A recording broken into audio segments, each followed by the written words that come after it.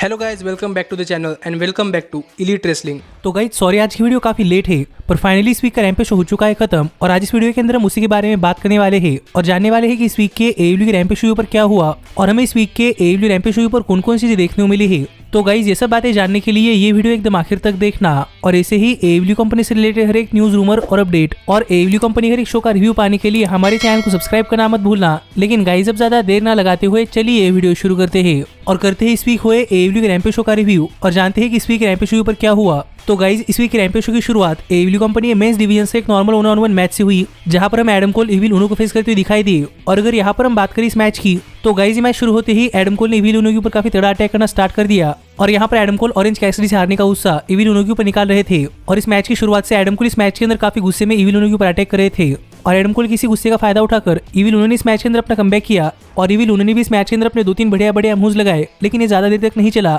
और फाइनली यहाँ पर इविल उनो के ऊपर अपना फिनिशर यानी कि बूम लगाकर यहाँ पर एडम कोल ने इविल उनो को पिन कर दिया और एडम कोल ने मैच जीत लिया है। पर ये मैच खत्म होने के बाद यहाँ पर बात करते हुए एडम कोल ने कहा कि एडम कोल ने आज तक AEW कंपनी अंदर काफी सारे सुपरस्टार्स को हराया है और एडम कोल अब तक AEW कंपनी अंदर अनडिफीटेड है। पर ऑरेंज कैसिडी से हारने के बाद सब लोगों को लग रहा है कि एडम कोल AEW कंपनी अंदर फिट नहीं हो सकते, पर एडम कोल सबको बताना चाहते हैं कि एडम कोल AEW कंपनी अंदर फिट हो सकते हैं और अब सब लोगों को एडम कोल का एक नया वर्जन AEW कंपनी अंदर देखने को मिलने वाला है। जो बात यहाँ पर एडम कोल ने कही और जाते जाते एडम कोल ने कहा कि एडम कोल की नजरिए अब AEW company world heavyweight championship के ऊपर होने वाली है। तो अब देखना पड़ेगा कि आगे चलकर एडम कोल AEW कंपनी अंदर क्या क्या करते हैं। लेकिन गाइज आप मुझे कमेंट कर बताइए कि आपको क्या लगता है कि एडम कोल का AEW कंपनी अंदर फ्यूचर क्या होगा। पर गाइज इसके बाद हमें रैंपेज शो पर जेट कारगिल का बेस्ट सेगमेंट देखने को मिला, जहां पर बात करते हुए जेट कारगिल ने कहा कि जेट कारगिल आज तक AEW कंपनी अंदर अनडिफीटेड है और जेट कारगिल की अनडिफीटेड स्ट्रीक काफी देर तक चलने वाली है और AEW कंपनी अंदर कोई भी सुपरस्टार जेट कारगिल को नहीं रोक सकता। जो बात यहाँ पर जेट कारगिल ने कही, जिसके बाद हमें इस वीक रैंपेज शो पर ultimate TNT champion Sammy Guevara अपनी TNT चैंपियनशिप चैलेंजर और प्राइवेट पार्टी के 1/2 आइजैक कैसिडी डिफेंड करते हुए दिखाई दिए।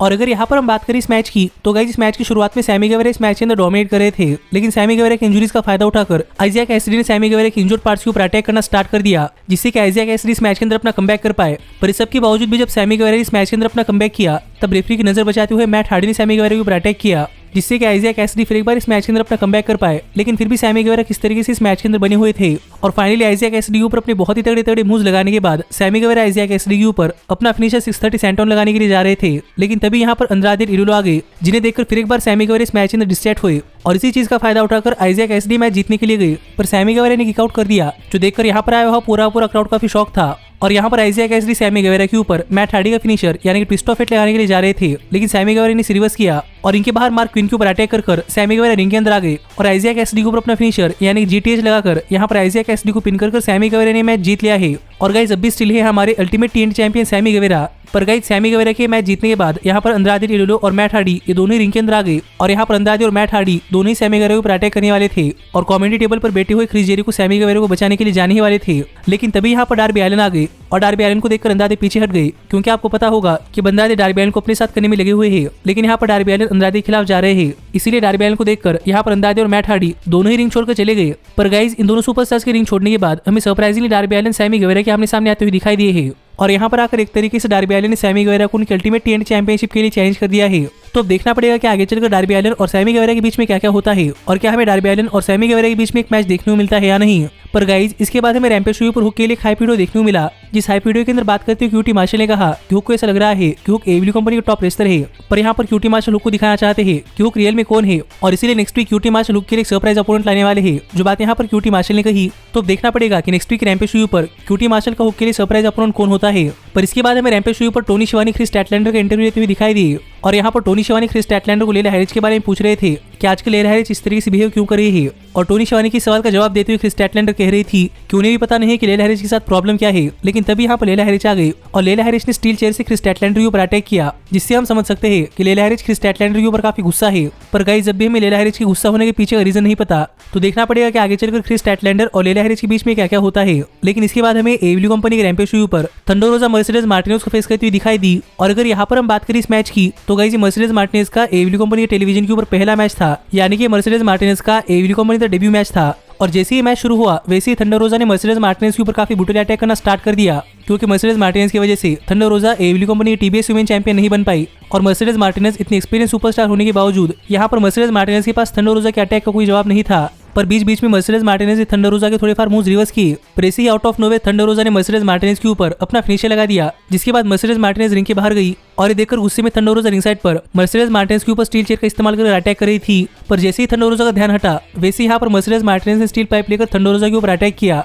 जिससे मैच एक डिस्क्वालिफिकेशन के अंदर खत्म हुआ, जो प्रॉब्ली एडब्ल्यू कंपनी अंदर कभी नहीं होता। पर गाइज इस बार ये हुआ है, जो देखकर यहाँ पर सभी लोग काफी सरप्राइज थे। पर यहाँ पर मर्सिडीज मार्टिनेज ने वही किया है जो कि यहाँ पर मर्सिडीज मार्टिनेज ने कहा था कि वो थंडर रोजा को हराने के लिए नहीं बल्कि डिस्ट्रॉय करने के लिए आने वाली है। जिसके बाद मर्सिडीज मार्टिनेज यहाँ से चली गई और इसके बाद हमें शो के ऊपर सेरेना डेप के लिए हाइप वीडियो देखने को मिला, जिसमें हमें दिखाया गया कि कैसे हमें अब एडब्ल्यू कंपनी अंदर एक नई सेरेना डेप देखने को मिलने वाली है। जिसके बाद हमें टोनी शिवानी बैकस्टेज में मर्सिडीज मार्टिनेज का इंटरव्यू लेते हुए दिखाई दी और यहाँ पर टोनी शिवानी मर्सिडीज मार्टिनेज से पूछ रहे थे कि मर्सिडीज मार्टिनेज ने थंडर रोजा के ऊपर स्टील पाइप से अटैक कर एक डिस्क्वालिफिकेशन से अपना मैच क्यों हारा। और यहाँ पर मर्सिडीज मार्टिनेज इसका जवाब दे ही रही थी, लेकिन तभी यहाँ पर डॉक्टर ब्रिट बेकर आ गई और यहाँ पर आकर बात करते हुए डॉक्टर ब्रिट बेकर ने कहा कि मर्सिडीज मार्टिनेज ने वैसा नहीं किया जैसे कि डॉक्टर ब्रिट बेकर ने कहा था। जो बातें सुनकर जिम हेटर भी सरप्राइज थी, क्योंकि जिम हेटर को पता नहीं था कि मर्सिडीज मार्टिनेज डॉक्टर ब्रिट बेकर के कहने के ऊपर थंडर रोजा के ऊपर अटैक कर रही है। पर यहाँ पर डॉक्टर ब्रिट बेकर से बात करते हुए मर्सिडीज मार्टिनेज ने कहा कि मर्सिडीज मार्टिनेज वही कर रही है जो कि डॉक्टर ब्रिट बेकर ने कहा था कि थंडर रोजा को डिस्ट्रॉय करना है। लेकिन यहाँ पर डॉक्टर ब्रिट बेकर ने कहा कि डॉक्टर ब्रिट बेकर चाहती है कि थंडर रोजा डिस्ट्रॉय हो, लेकिन थंडर रोजा उनके मैचेस भी हारे, जिससे कि आगे चलकर थंडर रोजा को एडब्ल्यू कंपनी की विमेंस वर्ल्ड हेवीवेट चैंपियनशिप के लिए मैच ना मिली।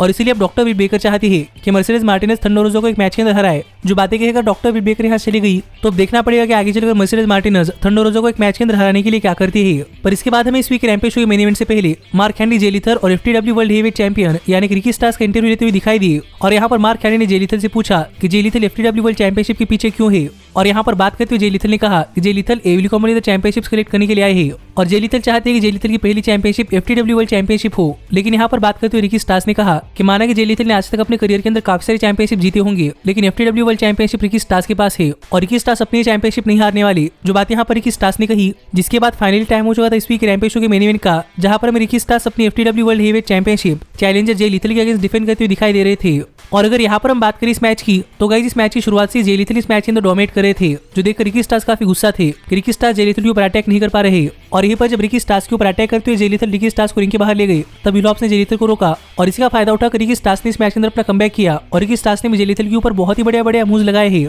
पर रिकी स्टार्स के काफी तगड़े अटैक के बावजूद भी जे लीथल किक आउट कर रहे थे, जो देखकर रिकी स्टार्स काफी फ्रस्ट्रेट हो रहे थे। और रिकी स्टार्स किसी फ्रस्ट्रेशन का फायदा उठाकर जे लीथल ने इस मैच के अंदर अपना कमबैक किया और जे लीथल रिकी स्टार्स के ऊपर अपना फिनिशर लगाने के लिए जा रहे थे। और ये देखकर पावर ऑफ सॉफ्ट एप्रन के ऊपर खड़े हो गए और जे लीथल ने पावर ऑफ सॉफ्ट के ऊपर अटैक किया, पर जे लीथल पर ही भारी पड़ा और रेफरी यहाँ पर जे लीथल को नहीं देख रहा था, इसलिए यहाँ पर डिस्क्वालिफिकेशन में नहीं हुआ। लेकिन तभी हमें आउट ऑफ नोवे डांटे मार्टिन आते हुए दिखाई दी और यहाँ पर डांटे मार्टिन ने पावर ऑफ सॉफ्ट के ऊपर काफी तगड़ा अटैक किया, जो देखकर मैं तो काफी सरप्राइज था। पर यही रिंग के अंदर जाने के बाद जे लीथल रिकी स्टार्स के ऊपर अपना फिनिशर यानी कि लीथल इंजेक्शन लगाने के लिए गए, पर रिकी स्टार्स ने इसे अपनी फिनिशर के अंदर कन्वर्ट कर लिया, जो कि एक बहुत ही बड़ा सीक्वेंस था। और यहाँ पर जे लीथल के ऊपर अपना फिनिशर लगाकर जे लीथल को पिन कर रिकी स्टार्स ने मैच जीत लिया है, जो मैच एक बहुत ही बढ़िया मैच था और इस वीक के रैम्पेज शो के मेन इवेंट को शूट करने वाला था। पर अब भी रिकी स्टार्स ही है एफटीडब्ल्यू वर्ल्ड चैंपियन, जिसके ऊपर आपका क्या कहना है आप मुझे कमेंट कर बताइए। लेकिन ऐसे ही इस वीक रैम्पेज शो ऑफ चला गया, जो शो मुझे तो पसंद आया है। पर ऐसे ही एडब्ल्यू कंपनी से रिलेटेड हर एक न्यूज, रूमर और अपडेट और एडब्ल्यू कंपनी के हर एक शो का रिव्यू पाने के लिए हमारे चैनल को सब्सक्राइब करना मत भूलना। पर गाइज अब मैं मिलता हूँ आपसे अगली वीडियो के अंदर, पर तब तक stay healthy, stay happy and keep watching elite wrestling.